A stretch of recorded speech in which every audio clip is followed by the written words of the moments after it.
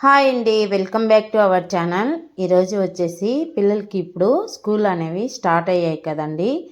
Evening పిల్లలు వచ్చేసరికి ఏం స్నాక్ చేయాలా అర్థం కాదు. అలాంటప్పుడు మనకి ఇంట్లో దోసపిండి అనేది చాలా వరకు అవైలబుల్ ఉంటుంది. కాబట్టి ఇలా మిగిలిపోయిన దోసపిండితో మనం ఇప్పుడు బోండా ఎలా చేసుకోవాలో ఈ వీడియోలో చూసేద్దాం. ఇక్కడ 2 కప్స్ వరకు మనం దోసపిండి తీసుకున్నామండి. 1/2 కప్పు వరకు శనగపిండి వేసుకోండి.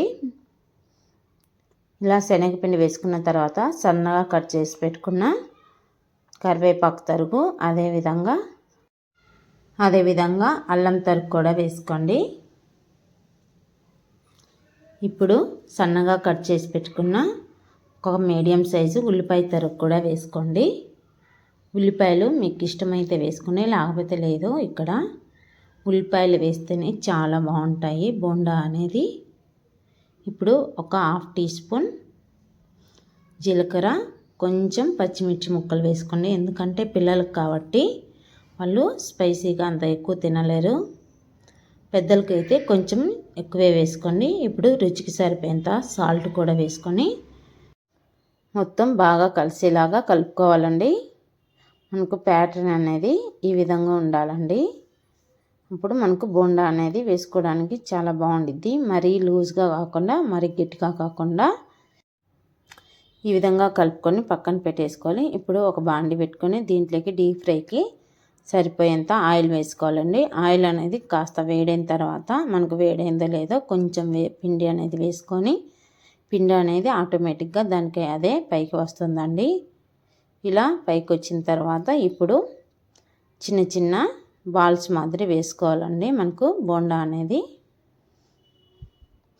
ఈ విధంగా మనం ఫ్లేమ్ అనేది మీడియం ఫ్లేమ్లో పెట్టుకుంటే సరిపోతుందండి. మరి హై ఫ్లేమ్లో కాకుండా, లో ఫ్లేమ్లో పెడితే ఆయిల్ అనేది బోండాలు ఎక్కువ పీల్చుకుంటాయి.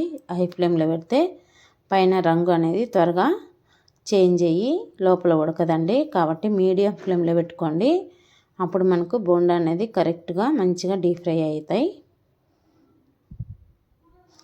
ఈ విధంగా ఒక 3 to 4 మినిట్స్ మనం డీప్ ఫ్రై చేసుకోవాలండి.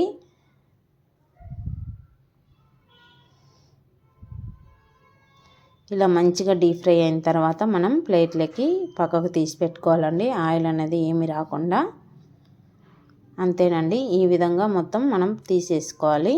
ఇప్పుడు మరొక వాయి కూడా వేసుకోవాలండి. అదేవిధంగా అంతేనండి, చాలా సింపుల్గా మనం ఈవినింగ్ స్నాక్గా ఈ విధంగా బోండా చేసి పెడితే హెల్తీగా పిల్లలు కూడా చాలా ఇష్టంగా తింటారు. మనకు పని కూడా చాలా తొందరగా అవుతుంది.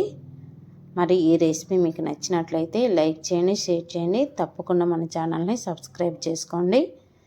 ఎలా ఉంది ఈ రెసిపీ అనేది ఖచ్చితంగా కామెంట్ బాక్స్లో కామెంట్ పెట్టండి.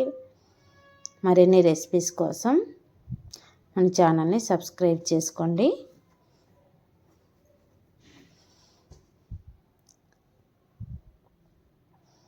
అదేవిధంగా లైక్ చేయండి, షేర్ చేయండి.